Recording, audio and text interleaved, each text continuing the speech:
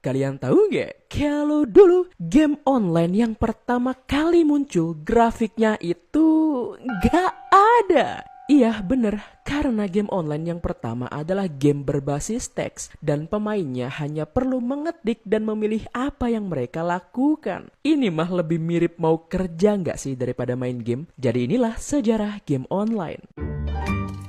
Setelah kita kemarin membahas sejarah game yang ternyata dimulai dari sebuah laboratorium di Brookhaven oleh seorang ilmuwan bernama William Higginbotham pada 1958, sekarang aku mau bahas tentang gimana sejarah game online. Untuk menjelaskan ini, kita harus mulai dulu dari awal, ketika game bisa dimainkan oleh lebih dari satu orang, atau multiplayer.